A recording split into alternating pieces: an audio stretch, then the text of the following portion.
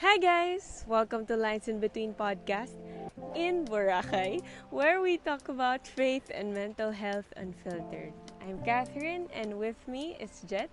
Today we're gonna have a conversation on Jesus Wept, validating our emotions.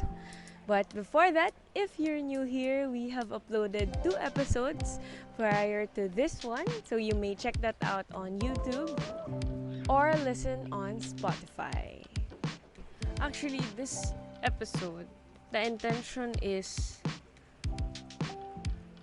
to have a conversation on the importance of validating our emotion and using the example of Jesus that he felt emotions. As we talk about this, we're also gonna share our personal experiences of feeling emotions, especially being both in the faith, both believing in Jesus. Actually, we forgot to mention the context of our conversation here, which is the story of Lazarus that led to the shortest verse in the Bible, Jesus wept. So, I'll read to you from the New Living Translation, John 11. The raising of Lazarus. A man named Lazarus was sick. He lived in Bethany with his sisters, Mary and Martha. This is the Mary who later poured the expensive perfume on the Lord's feet and wiped them with her hair. Her brother, Lazarus, was sick. So the two sisters sent a message to Jesus telling him, "Lord, your dear friend is very sick." But when Jesus heard about it, he said, "Lazarus' sickness will not end in death. No, it happened for the glory of God, so that the Son of God will receive glory from this." So although Jesus loved Mary, Martha, and Lazarus, he stayed where he was for the next 2 days.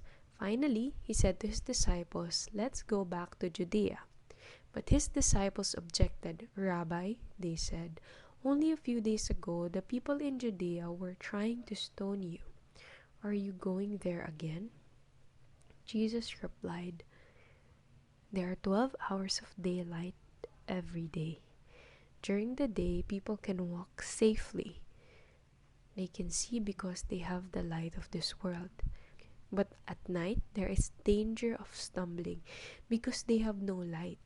Then he said, "Our friend Lazarus has fallen asleep, but now I will go and wake him up." The disciples said, "Lord, if he is sleeping, he will soon get better." They thought Jesus meant Lazarus was simply sleeping, but Jesus meant Lazarus had died. So he told them plainly, "Lazarus is dead, and for your sakes, I'm glad I wasn't there, for now you will really believe. Come, let's go see him."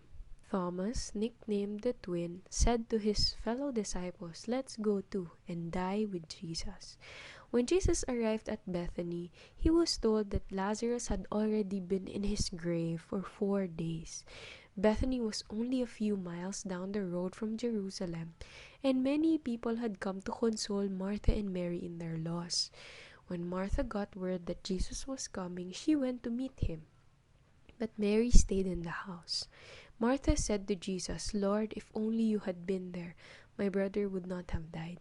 But even now I know that God will give you whatever you ask." Jesus told her, "Your brother will rise again." "Yes," Martha said, "and he will rise when everyone else rises at the last day." Jesus told her, "I am the resurrection and the life. Anyone who believes in me will live, even after dying. Everyone who lives in me and believes in me will never ever die." "Do you believe this, Martha?" "Yes, Lord." She told him, "I have always believed you are the Messiah, the Son of God, the one who has come into the world from God." Then she returned to Mary. She called Mary aside from the mourners and told her, "The teacher is here and wants to see you." So Mary immediately went to him. Jesus had stayed outside the village at the place where Martha met him. When the people who were at the house consoling Mary saw her leave so hastily, they assumed she was going to Lazarus' grave to weep, so they followed her there. When Mary arrived and saw Jesus, she fell at his feet and said, "Lord, if only you had been there, my brother would not have died." When Jesus saw her weeping and saw the other people wailing with her, a deep anger welled up within him, and he was deeply troubled. "Where have you put him?" he asked them. They told him, "Lord, come and see." Then Jesus wept. The people who were standing nearby said, "See how much he loved him." But some said, "This man healed a blind man. Couldn't he have kept Lazarus from dying?" Jesus was still angry as he arrived at the tomb. A cave with a stone rolled across its entrance. "Roll the stone aside," Jesus told them. But Martha, the dead man's sister, protested, "Lord, he has been dead for 4 days. The smell will be terrible." Jesus responded, "Didn't I tell you that you would see God's glory if you believe?" So they rolled the stone aside. Then Jesus looked up to heaven and said, "Father, thank you for hearing me. You always hear me. But I said it out loud for the sake of all these people standing here, so that they will believe you sent me." Then Jesus shouted, "Lazarus, come out." And the dead man came out, his hands and feet bound in grave clothes, his face wrapped in a headcloth. Jesus told them, "Unwrap him and let him go." So that is the story of Lazarus. And we're picking up from John 11, verse 35, where Jesus showed emotions. Taking from that our Savior felt emotions, and He is not one who cannot sympathize with us. It shows us that feeling emotions is not only healthy, but is also spiritually aligned. When I came to know the Lord, when I had a relationship with Him, I thought that feeling emotions didn't have a place. Because at that time, I would always hear the phrase, "Your emotions should not be the master. You should be able to master your emotions." And hearing that, I thought what that meant was I cannot feel the emotions. So I was a Christian that time, having bottled up emotions. I remember instances before in our household, I was still reaching out to my family to come to know Jesus. There were moments I would be really, really angry. For example, something upset me or I got frustrated. Then I would fake a smile because I thought that was what was honoring to God. When I was always smiling, I was quiet, diba? Gentle in heart, you know. I was actually like that for years. I think 1 to 2 years. And then came the time I failed the boards. That's when I could not contain it anymore. I told the people around me, "Just let me grieve, just let me grieve." They were coming up to me saying, "God can use this for good. Maybe God allowed this so that you will come to Him." Or, "Come to God more. Spend time with Him in prayer. Have your quiet time." So as a person grieving, I felt that at that time, the grief wasn't welcome. Or any other emotion that came with the grief. Do you feel ba na grieving wasn't the right response? Yes, exactly. Parang naisip ko that time na, tama ba na nalulungkot ako? Tama ba na ito yung naramdaman ko because I failed the boards? Parang, some people would come up to me, sasabihin nila, baka Kaya hindi ka inalaw ni God pumasa kasi pinot mo yung identity mo doon.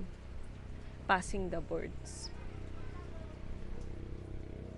There was more trying to understand than letting the emotion be felt. I questioned my own emotions because there was no safe space for me to say it hurt so much. Honestly, I felt so alone months after. Kasi feeling ko, naka-move on na yung lahat. And they're expecting me to move on from something that happened, which was very close to my heart. I really wanted to pass the boards. That's what I was telling people. And I talked about that because I want to share yung experience ko being a person in the faith, believing in Jesus, and having emotions. Another example would be when the candidate I was rooting for presidency didn't win. I felt the grief, but then I feel like at that time I was silenced, saying na God is sovereign. Saying na si God naman yung ultimate king eh. He is in control. Tapos ikaw, gusto mo lang naman talaga mag-grieve eh. They could not handle the grief that came with trusting that God is sovereign. Do you understand that? Like, that is why I also wanted to make this podcast episode and film it because my heart is to start a conversation on having faith in God and feeling emotions, strong emotions even. So what about you? Like what was your experience validating your emotions or others? Before telling my perspective naman, just want to say na grieving at that time was the right response to that. Everyone who fails, they are grieving differently. But that doesn't mean you can't. Iba-iba lang itsura niyan. Some people would stay at home. Some people would stay outside naman, doing other things to distract. But the normal reaction to that, the normal response is to grieve it. Nag-effort ka eh, nag-review ka. And of course, even me, mag-grieve ako. But in a different way. Yan. Kumbaga yung grieving ko kasi iba itsura. So, in line with that, I had this personal experience then of being dismissed na I felt before yung frustrations and sadness that I was overworking in the ministry.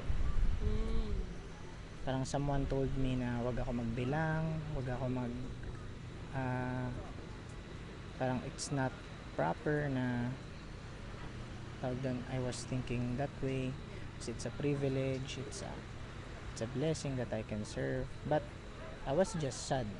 I felt na hindi na joy yung napipil ko kasi nga sobrang doon ako nagigrieve, hindi doon sa dami ng ginagawa. I love doing what I do. Parang I love every time na ginagawa ko yun. Just got burnt out. Doesn't mean I don't love what I do. Yeah. But I just felt sad na hindi ko na nafe-feel yung joy. Yun yung tinatry kong i-communicate. But it came across to the person na parang nagbibilang ako ng gawain. So, I had to validate my own emotion. That's why I was trying na within lang na if I have a friend feeling something, I will start to pray, God help me make space for that person to feel because I know what I don't want to experience. I don't want to feel dismissed. And it was a lot of work kasi nasanay ako ng ganon. Isa rin ako sa mga taga-sabi ng ganon before na maybe God is teaching you something. Bumagsak yung person sa isang class. What I did was 360 check. Nag-review ka ba sa ganito? Ganun ka ba? The person was crying in front of me. Tinatanong ko ng hard questions. I learned it in the hard way kasi nakita ko yung effect niya sa person. And the more you dismiss a person, the more silang lumalayo. Because you are not a safe place for them to feel and express how they truly feel. That's what I'm trying to work on. Yung ma-feel ng person around me na you can feel your emotions here. There was even a book called The Emotional Life of Our Lord, or The Emotional Life of Jesus, something along those lines, and how Jesus showed emotions, or how he showed his humanity, that he had an emotional life. I haven't read that book, but I love how that shows us that he's not one who does not know how we feel, who does not understand our pain. And if he can express his emotions openly, what makes us think that expressing emotions or allowing others to express their emotions makes us weak? With our experiences, both of us had the same experiences. Both of us became that also, na sinasabi natin sa ibang tao, maybe God is teaching you something. Sometimes there is fear in allowing a person to feel emotions, thinking that you are tolerating that person, doubting God, being frustrated with God, having questions. But what you're doing is you are honoring the humanity of the person. Imagine this. What if Jesus was still with us, or this is the time where Jesus is walking, breathing, eating here on earth? Would we tell him, just trust God, just surrender it all to God? He expressed his emotions openly. So that poses a question for me na why can't we? Why can't we allow ourselves and others to feel their emotions? Is it because we're afraid that allowing them to feel is allowing them to be far from God? Or allowing them to feel is allowing them to not surrender to God? But what if you can be surrendered to God and at the same time feel your emotions? My question to you is, what can you say is something remarkable about that story? Mainly focusing on Jesus showing his emotions. What's something that has caught your attention in that particular story of Lazarus and of Jesus weeping? I will never understand why Jesus wept. We just know the story na nag-lead to that. Kung ako yung tatanungin, if I have a friend na very close to me and it happened the same way, I know that it would break my heart.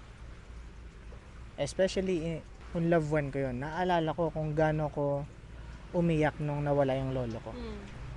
And feeling that way towards someone, alam ko kasi na mahal ko yung lolo ko. Alam ko na I would miss him so much. Kahit hanggang ngayon, Jesus showed humanity by expressing his emotions. Friend niya yun eh. And when he cried, he showed that he is completely human like us right now. That I can feel what you feel. Ganun din yung nararamdaman ko. When you're in pain, I can also feel that pain. Kaya when we are happy, when we are celebrating, I celebrate with you because I feel the joy in my heart also. I feel happy. And that's the point of Jesus sharing this emotional life with the early believers, Mm. especially with the disciple. At some point, I got confused also na why would Jesus cry if he can revive naman si Lazarus anytime. Ayan, it came to my understanding na he is just being human. 100% human. Because he is. He is 100% God and he is 100% human. And he can be 100% human without these emotions. Hi guys! Nawalan kami ng battery sa isang camera. Nandun kasi yung mic namin. So, gagawa kami ng paraan.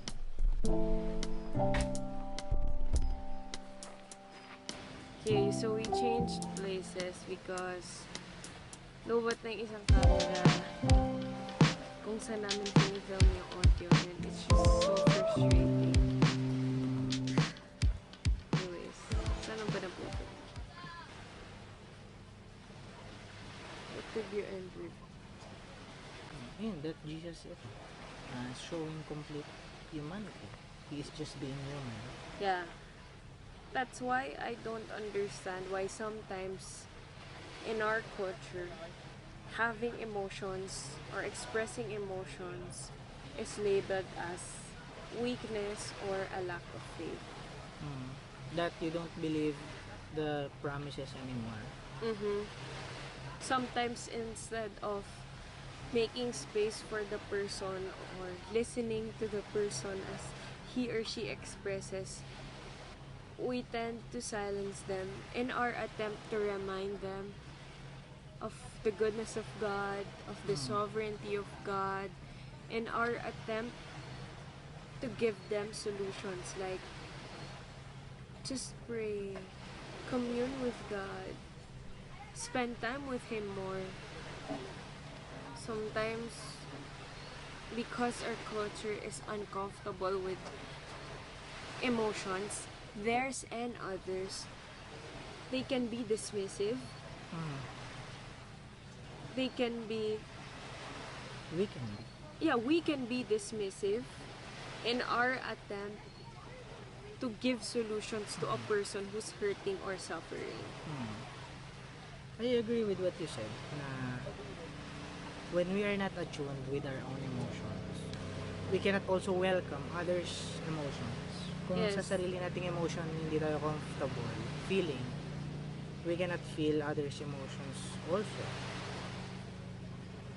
If we push away our own emotion, we're gonna push away lang din yung emotions ng iba.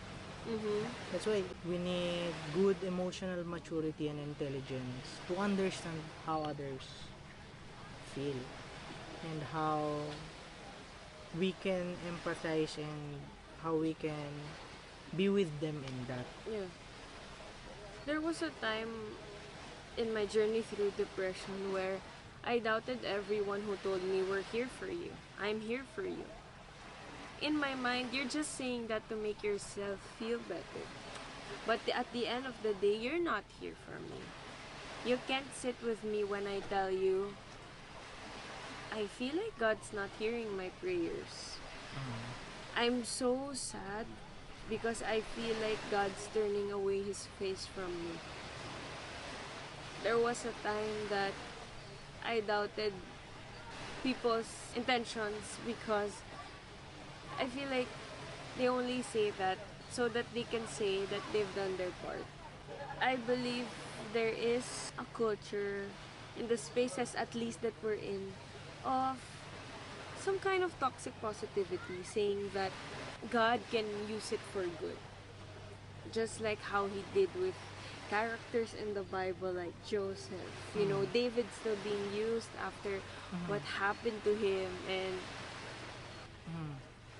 to be honest, even if it is well-meaning, it can dismiss a person hurting. Pero that doesn't mean it's not true naman yung statement na yun. It's just nadidismiss niya yung person feeling his emotions. Parang yung sinasabi mo, gagamitin naman ni Lord yan someday, okay lang yan. You know, being emotional and vulnerable is an expression of our humanity. remember what you said a while ago, that showed the humanity of Jesus. Tayo naman, as human beings, expressing our emotions, feeling our emotions, is honoring our design. Because God created us as emotional beings too. That's why this podcast encourages vulnerability. Because I heard this phrase from a pastor from the US. He said that before, he thought that silence was protecting him. But then God revealed to him that vulnerability is his superpower. So he is vulnerable at the expense of the comfort of others. That's why my heart's desire for this podcast is that we will allow ourselves to feel the emotions that God created. I just want to add to that na when we are dismissing other people's emotions, we are making them feel na you're being a burden right now. Let's just be happy. Parang don't kill the vibe. Don't kill the mood. That's why a lot of people is afraid telling how they truly feel. Familiar kayo sa phrase na to. Ayaw kasi makill yung mood. Parang Sira yung ayaw ko yung vibe. masira yung vibe, ganyan. Ang saya-saya nung lahat, tas biglang ako, ganyan. You know, if you hear someone tell you that, just say next time it's okay. Just tell how you feel. Because it's unfair to you that we're having fun and you're suffering. It's unfair to you na you are feeling pain and right now we are not being sensitive to that. I know we have the responsibility to tell our feelings, but as receivers of those emotions, we have also the responsibility to create a safe space na paglalandingan nung emotion na yun. Kaya parang nagkakaroon ng emotional crash yan kapag hindi safe yung nilandingan ng emotion na yun. And it causes the person, no, hindi ko na ulit sasabihin sa inyo yung na-feel ko. I'm not saying everyone's like that. But what I'm saying is, in our culture, it exists. Yes. And it will take a lot of time before matutunan ng lahat yon. But that's the point why we are having this conversation right now. Para sa kaalaman ng lahat, our emotions matter. Our emotions are important. And our emotions are to be held with care. Yes. Na parang pag binigay sa'yo, hawakan mo ng maigi. Pag pinagkatiwala sa'yo, hawakan mo na as if pag nabitawan mo, mababasa. Yes, that's true. That's very true. With what you're saying, I want to say that that's why it's important to validate emotions. Because validating emotions can lead to healthier relationships, deeper relationships with other people, with ourselves, and with God. Jesus weeping in that story of Lazarus is actually an affirmation to us na expressing our humanity can exist with our belief in God. And that's the reason why I am not scared to be in therapy and have faith in God. Because I know that it can exist together. My therapist calls it collaborative work. That professionals have a role, a part to play in helping a person heal. From a person na kinikip lang together lahat. Now I have moments where I feel an emotion. I could name it. I know the reason why. And I am comfortably uncomfortable feeling my emotions. Sometimes he would call me na nasa work siya and I would tell him, Bob, I'm just so sad right now. And then I would keep on crying. But I would cry in a controlled way. I'm not shouting. I'm not doing something to hurt other people. I'm just Or feeling yourself. the emotion. Or myself. I'm just feeling the emotion. And I say that to say na we honor God's design in our lives as emotional beings.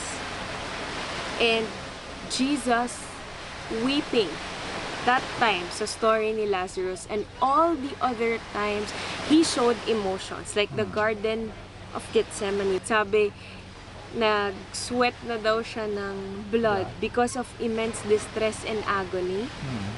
Those moments affirm that having emotions and feeling them is healthy and it's spiritually aligned.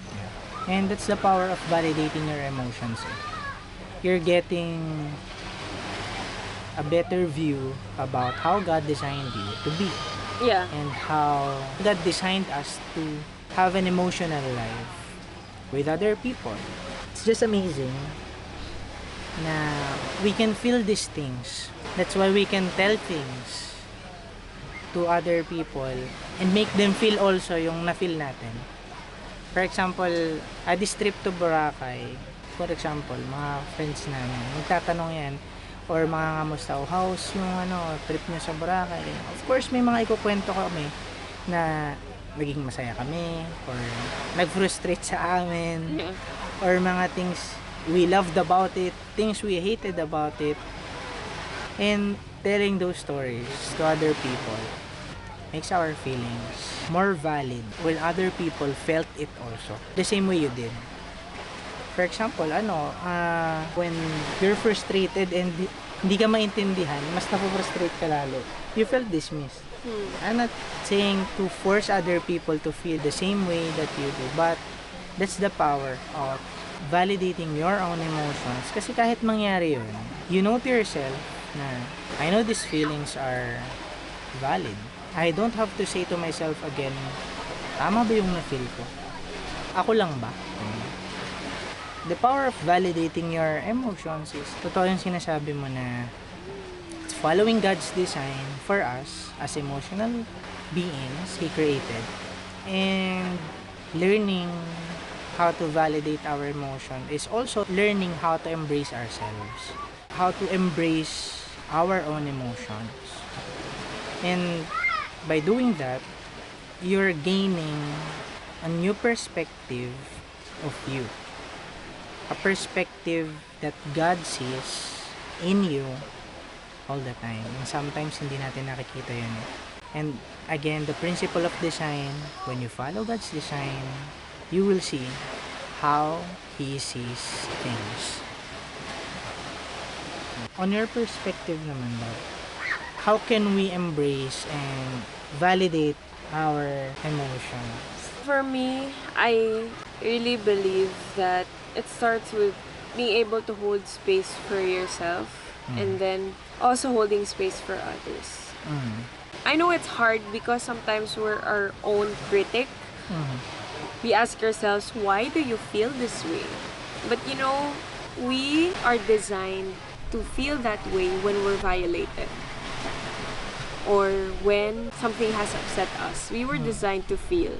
We're not like inanimate beings who don't have feelings. It's because we're alive. So I think what we can do to validate our own emotions is to name it. Name what you're feeling. Sometimes your brain is waiting for you to say something, to say how you feel, to actually put words into it. That's what I would encourage. Name how you feel. Seek support from people you trust, or if you don't have that yet, try to journal your emotions or seek professional help. I believe that not a lot of people are attuned with their own emotions yet, so it can be scary to open up to people. So if that is something scary to you, if that's a big step, sharing to other people, you can journal your emotions, and in the process, I hope that you can be more empathetic to yourself. You can validate yourself in that and seek professional help. Someone who can process with you, someone who can help you validate your emotions. And a lot of people say come to God. Yes, that is true. It can be helpful. When you come to God, I'd say pray as honestly as you can. Grief, anger, frustration, fear is welcomed in His presence. That's what I would encourage you to do. Can I add something? Of course. I wouldn't encourage agad-agad for you to open up, auto-dump how you feel sa isang person. Yung parang bigla mo na lang babagsakan ng emotional bomb yung person. What I would suggest is you can tell it to the person that knows you the most. If you don't have one yet,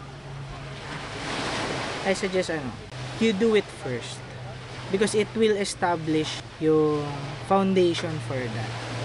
You always have this someone that understands yung nafe-feel mo no matter what. Someone that would respond, hindi naman in perfect way, but that would understand in a manner na alam mong kaibigan mo siya. Alam mong naiintindihan ka niya. That someone that would tell you, I would understand bakit mo na-feel yan. I would understand kung bakit ganyan kakalungkot right now. Mahalaga sa iyo yan eh. Because our emotions says outwardly what is important to us. Sorry to cut you off, but emotions are indicators. It's something we feel inside, but it manifests outside. Yeah. It indicates what's important to you. If you're sad about something, nagbigay ka ng time to put your emotions in that, to be sad, it's important to you. If something makes you happy, it's a big deal to you. And no one can argue with you na dapat hindi big deal sa'yo yan. You were designed that way. You were wired to feel that way in those areas of your life. That's why it's important that someone understands that. Someone understand what things are important to you. Because whenever you feel something, they would understand the guy. Important kasi sa kanya yan. Kaya siya nalungkot, kaya siya masaya, kaya siya natakot, kaya siya nagalit. Kasi important sa kanya yan. That's why I believe whatever the reason why Jesus wept, it was something important to him. That we are sure of. That's something we are sure of. Kasi many scholars say different things about why he wept. But what we are sure of is that it was something important to him, whatever that reason is. That's what validates our emotions. The things that are important to us. And with what you're saying, what makes us emotional are things that are important to us. And that is a gift from God. It shows that we are created in His image. And Jesus, feeling emotions, affirms and validates our emotional experiences as human beings. That's why we encourage you this week or today, whenever you're listening to this podcast, maybe you can take the time to ask yourself, what am I feeling today? Why am I feeling this way? How can I make space for me? And how can I make space for a person this week to feel his or her emotions? Because it might be something important to you. And in the process of making space for yourself and others, we hope you'll see that you were designed to feel emotions, not suppress them or bottle them up on the inside of you. Wherever you are, our heart's desire is that this podcast will make you feel seen, known, heard, and loved. That our emotional experiences will make space for you to have your own. If you enjoyed this podcast episode, you can check out my socials down below and Baba's socials down below. And you can also check out Lines in Between Podcast on YouTube and Spotify. Bye!